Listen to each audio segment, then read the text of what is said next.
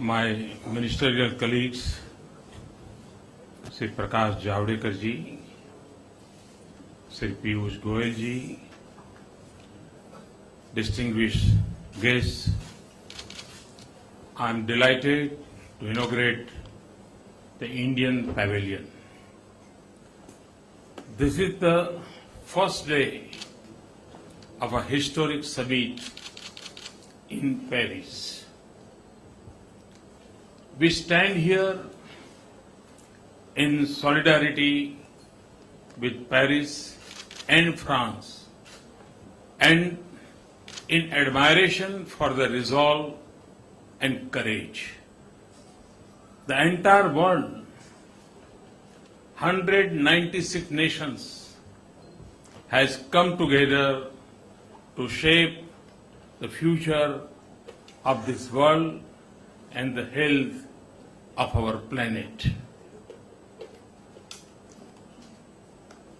One can say that Paris to protect planet. This summit is of a great significance to India's future too. This pavilion is a window to our heritage and our progress, our traditions and our technology, our aspirations and our achievements.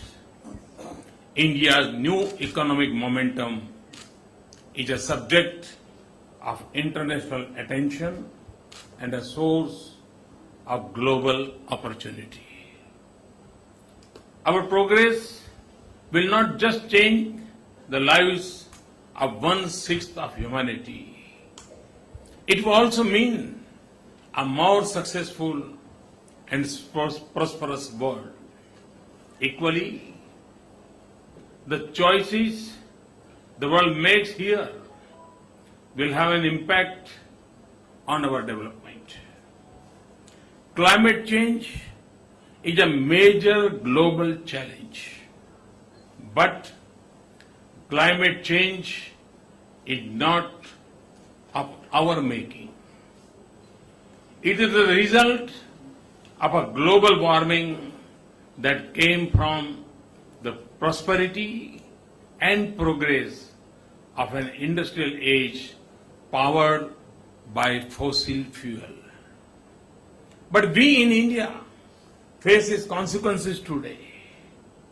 We see it in the risk of our farmers, the changes in weather patterns, and the intensity of natural disasters. We are concerned about the rising oceans that will threaten our 7,500 kilometers of coastline and over 1,300 islands. We worry about the retreat of glaciers that feed our rivers and nurture our civilization. That is why the outcome in Paris is so important. That is why we are here. We want the world to act with urgency. We want a comprehensive, equitable, and durable agreement which must lead us to restore the balance between humanity and nature and between what we have inherited and what we will leave behind.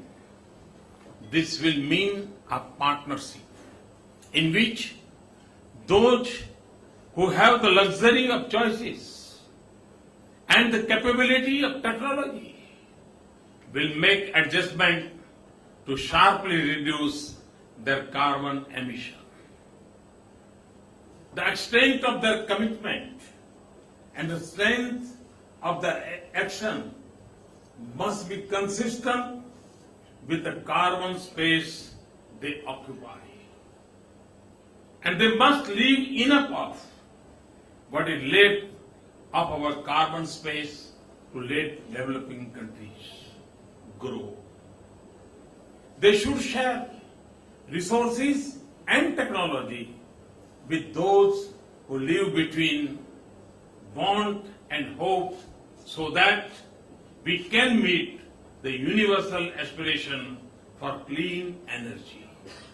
It will also mean that the developing world will also try to have a lighter carbon footprint on their growth path. We want the conviction of the world to be matched by efforts to create conditions in which we can succeed. Because our challenge is pressing, our efforts must be urgent. Friends, this will be the subject of negotiations over the next few days. I'm here in the Indian Pavilion to say something else. And I speak not just to the world, but also to our people. India's progress is our destiny and the right of our people. But we are a nation that must also lead in combating climate change. It stems from our obligation to give our people clean air, clean rivers, resilient farms, healthy habitats, and forests rich with life. It comes from our conviction that we must aim not just for higher incomes, but better quality of life. It comes from our commitment to the world. Above all, it arises from our timeless traditions and beliefs. The choices a people make are shaped by their culture and beliefs. In India, nature has always been treated as mother. Since ancient times, we have seen humanity as a part of nature, not superior to it. The divine has manifested in nature's diverse forms. We have always believed that nature does not exist for human race, but that we can't exist without nature. So, nature is meant to provide and nurture, not to exploit. When nature is in equilibrium, our lives and our world will be in balance. This is what we learn from Kshetrapati Sukta in Rigveda. Kshetrasya pate madhu ana anta murbim dhenari payo asmam duksha madhuhu chutam drutmiva suput amrutasya na patayo mulayantu. This means, O Lord of field, with the sweet waves of Mother Nature's blessings, may you milk our fields like the milk of a cow. With the sweetness of Mother Nature's bounty which falls like a clarified butter, may you shed our grace on us. This is why Atharva Veda calls it a bounden duty that we must protect the earth so that life can be sustained. This is what we see in Gandhiji's life and his advice that the world has enough to everyone's need, but not for anyone's greed. This is what we have tried to capture in the publication Parampara that we have just released. This is why recycling and conservation comes naturally to us, and why we have sacred groves across our nation. Friends, and it is this spirit that allows us to set an ambitious and comprehensive strategy to combat climate change. We have target for renewable generation of 175 gigawatt by 2022. We have got to a good start with nearly 12 gigawatt likely to be installed by the end of 2016, more than 3 times the current capacity. Like cellular phones before, we can use renewable energy to bring power to over 80,000 unconnected villages, quickly and cleanly. By 2030, we will generate 40% of our installed capacity will be based on non-fossil fuel. We will convert waste to energy. We will make our cities smart and sustainable and transform public transportation, including through 50 new metro rail projects. We are investing in supercritical technology in thermal plants. We have imposed tax on coal and reduced subsidies on petroleum products. We are raising fuel standards for automobiles, and we have introduced tax-free bonds for renewable energy. We have a massive program to expand our forest cover to protect our biodiversity. In the past few months, millions of households have switched to LED bulbs, and we have plans to replace diesel by fuel cells to power the thousands of our telecom towers. Our vision of India is a global manufacturing hub, rests on the simple principle of a zero defect, zero effect production that is perfect and leaves no footprint on environment. Our mission of more crop per drop will not only improve the lives of farmers, but will also reduce the pressure on a scarce resources. And research and innovation in clean energy is a high priority. We want to make conventional energy like coal cleaner. We will make renewable energy cheaper and convenient to install even in our homes. We want to make it more reliable and easier to feed into our transmission lines from governments to communities.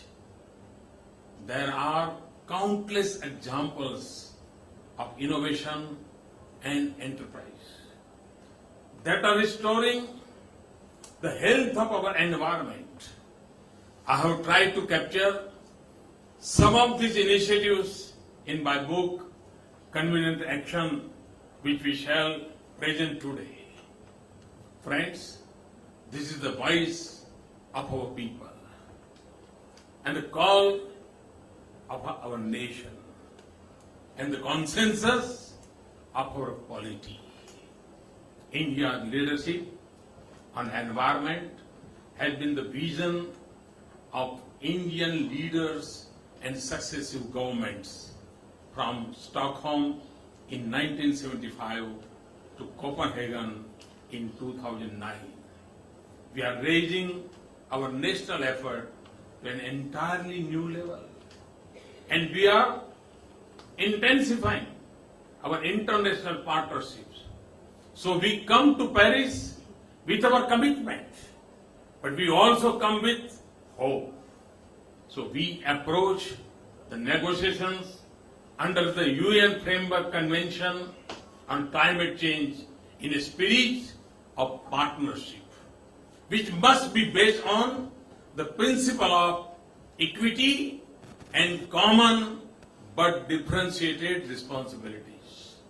Later today, I will join leaders from major developed and developing world for an innovation summit, because I believe that innovation and technology hold the key to our collective success.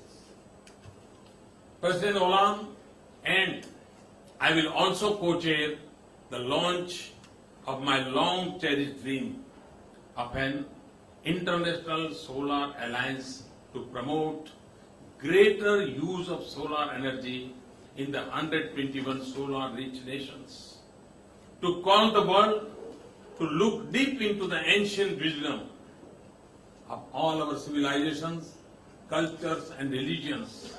I had requested President Hollande to bring out a book of quotations from around the world. I am happy that we will release it today. And I will also call for a change in lifestyles so that we reduce the burden on our planet. The enduring success of our efforts will depend on the way we live and think. In conclusion, therefore, let me return to the theme that defines us in India, the spirit of partnership, the belief in oneness with the whole, that is nature. To the people of India and our friends in the world, I call you to live with the commitment of Loka Samasta Sukhina Bhavantu. The desire of well-being should include our planet, our nature, all countries, and the entire humanity. If our thinking is right, we will form a true global partnership of capabilities and needs that leads us to a low carbon age. Thank you very much. Thanks a lot.